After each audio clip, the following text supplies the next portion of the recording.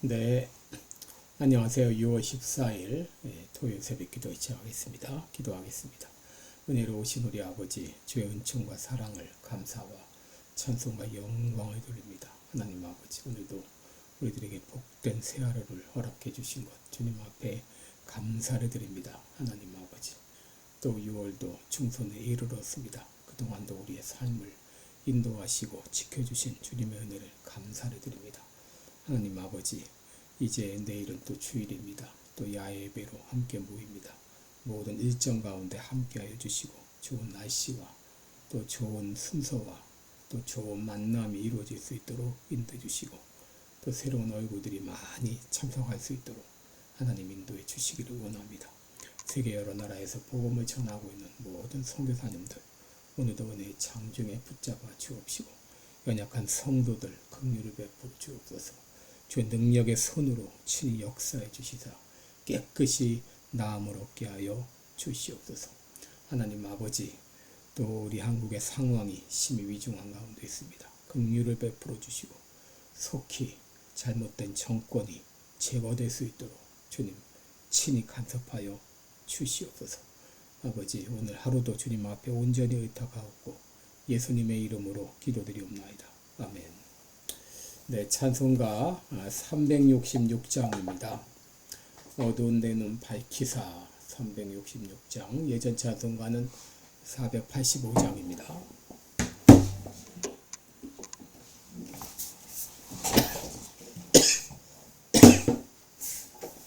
366장입니다. 어두운 내 눈 밝게 사.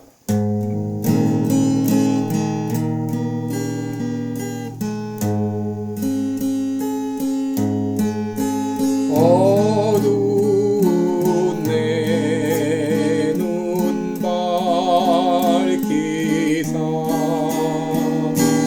진리를 보게 하소서. 진리의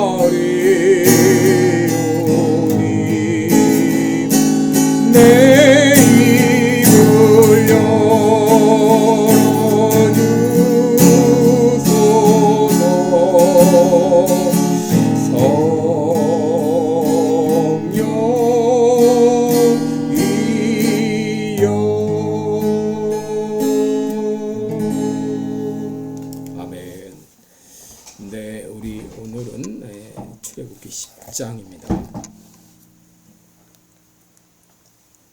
10장 21절로 29절까지 보겠습니다. 출애굽기 10장 21절로 29절까지 제가 봉독해 드립니다. 여호와께서 모세에게 이르시되 하늘을 향하여 내 손을 들어서 애굽 땅 위에 흑암이 있게 하라. 곧 더듬을 만한 흑암이리라. 모세가 하늘을 향하여 손을 들매 캄캄한 흑암이 3일 동안 애굽 온 땅에 있어서 그 동안은 사람이 서로 볼 수 없으며 자기 처소에서 일어나는 자가 없으되 이스라엘 자손에 거하는 곳에는 광명이 있었더라. 바로가 모세를 불러서 이르되 너희는 가서 여호와를 섬기되 너희 양과 소는 머물러 두고 너희 어린 것은 너희와 함께 갈지니라. 모세가 가로되 왕이라도 우리 하나님 여호와께 드릴 희생과 번제물을 우리에게 주어야겠고 우리의 생축도 우리와 함께 가고 한 마리도 남길 수 없으니 이는 우리가 그 중에서 취하여 우리 하나님 여호와를 섬길 것임이며 또 우리가 거기 이르기까지는 어떤 것으로 여호와를 섬길는지 알지 못함이니이다 하나 여호와께서 바로의 마음을 강팍게 하셨으므로 그들을 보내기를 즐겨 아니하고 모세에게 이르되 너는 나를 떠나가고 스스로 삼가 다시 내 얼굴을 보지 말라. 내 얼굴을 보는 날에는 죽으리라. 모세가 가로되 왕의 말씀이 옳으니이다. 내가 다시는 왕의 얼굴을 보지 아니하리다. 아멘. 29절까지 공부하겠습니다. 네, 우리 오늘은 이제 9번째 재앙입니다. 흑암 재앙에 대해서 함께 말씀을 나누겠습니다. 8번째 재앙, 이 메뚜기 재앙이었죠. 근데 메뚜기가 다 제거가 되자 이 바로의 마음이 다시 변했습니다. 그 마음이 완강해지고 강팍해져서 이스라엘 백성들을 보내지 않았습니다. 그래서 하나님께서 9번째 재앙을 허락하셨는데 그 재앙이 바로 흑암 재앙입니다. 22절 23절에 보면 모세가 하늘을 향하여 손을 들매 캄캄한 흑암이 3일 동안 애굽 온 땅에 있어서 그동안은 사람이 서로 볼 수 없으며 자기 처소에서 일어나는 자가 없으되 이스라엘 자손에 거하는 곳에는 광명이 있었다라고 했죠. 이게 손을 뻗는 행위, 이것은 바로 하나님의 명령에 대한 순종과 신적 권위의 근원을 의미합니다. 모세가 하늘을 향해 손을 펴자 3일 동안 애굽 온 땅에 완전한 흑암이 덮였다 그랬습니다. 여러분, 이 흑암은 자연적인 어떤 일식현상이나 모래 폭풍으로 말미암은 것이 아닌 이것은 초자연적인 그런 사건입니다. 흑암 재앙은 바로 애굽이 섬기던 태양신 라에 대한 직접적인 심판이기도 했죠. 이 흑암은 그런 이 초자연적인 사건으로 이 흑암이 얼마나 심했는지 서로가 서로의 얼굴을 알아볼 수 없을 정도였습니다. 이런 흑암이 3일 동안 지속되었습니다. 여러분, 성경의 3일이라는 기간은 완전함 혹은 신의 개입을 상징하는데 요나가 바른 물고기 뱃속에서 3일 동안을 지냈고 예수님도 십자가에 못 박히시고 무덤에서 3일을 지냈는데 이 3일 동안 애굽인들이 꼼짝없이 집에 갇혀 있었습니다. 이 재앙으로 말미암아 바로와 애굽의 신들이 얼마나 무기력하고 그것이 거짓 신이었는가를 여실히 드러내 주었고 이 3일이라는 기간 동안 하나님은 이 바로에게 다시 한번 회개의 기회를 주신 것이죠. 그럼에도 바로의 마음은 변하지 않았습니다. 그런데 여러분, 이스라엘 자손이 거하는 곳에는 광명이 있었다 그랬습니다. 여러분, 이것은 하나님께서 택하신 백성을 향한 신실함과 보호를 의미하죠. 바로 예수님은 세상의 빛이다. 나는 세상의 빛이다. 라고 말씀하셨는데 이 빛은 바로 예수님에 대한 예표라고도 말할 수 있습니다. 여러분, 흑암 재앙이 임하자 견디지 못한 바로는 모세에게 두 번째 타협안을 제시하죠. 10장 24절에 보면 바로가 모세를 불러서 이르되 너희는 가서 여호와를 섬기되 너희 양과 소는 머물러 두고 너희 어린 것은 너희와 함께 갈지니라 그랬어요. 이 자녀들은 데리고 가도록 허락했습니다. 그러나 양과 소는 머물러 두고 가라 라고 말했습니다. 이 흑암 재앙을 통해 충격을 받은 바로는 즉시 이스라엘 백성들에게 여호와를 경배하도록 허락했지만 또 자녀들도 가도록 허락했지만 바로 한 가지 조건을 달았죠. 양과 소는 머물러 두고 가라. 여러분, 이 이스라엘 백성들에게 가축이라는 것이 어떤 의미입니까? 경제적인 자원일 뿐 아니라 무엇보다 예배의 수단이었죠. 소나 양을 잡아 하나님께 제사 드렸습니다. 여러분, 왜 이 바로가 양과 소를 두고 가게 했을까요? 결국 그의 속내를 드러낸 거죠. 이스라엘 백성들을 보내고 싶지 않았던 것이죠. 재앙 때문에 고통스러우니 가라고 말은 했지만 실상은 보내고 싶지 않았던 것이죠. 이 타협안에 대해서 모세가 어떻게 응답했습니까? 25절, 26절에 보면 모세가 가로되 왕이라도 우리 하나님 여호와께 드릴 희생과 번제물을 우리에게 주어야겠고 우리의 생축도 우리와 함께 가고 한 마리도 남길 수 없으니 우리가 그 중에서 취하여 여호와를 섬길 것이며 또 우리는 거기 이르기까지는 어떤 곳으로 여호와를 섬겼는지 알지 못함이니이다. 바로 그는 바로의 타협안을 이런 지하에 거절했습니다.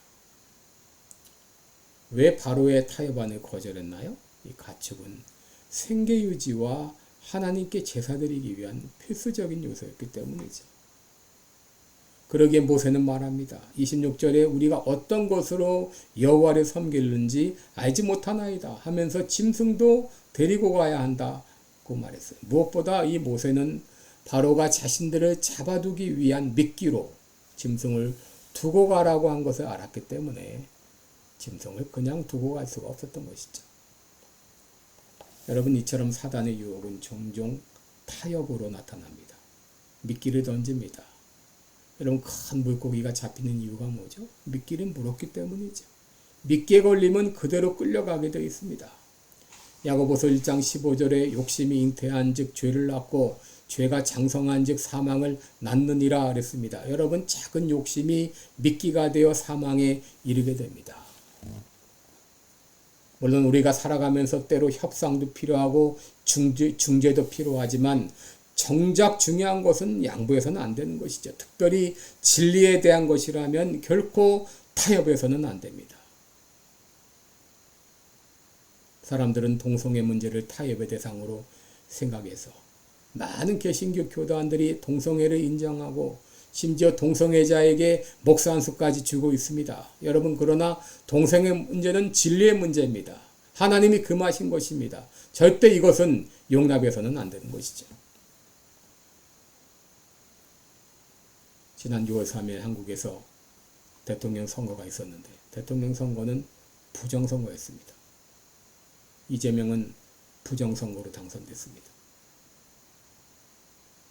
여러분, 경기도 포천의 경우 보게 되면 선거 당일 본투표에서는 김문수 후보가 66.74%, 67%를 얻었습니다.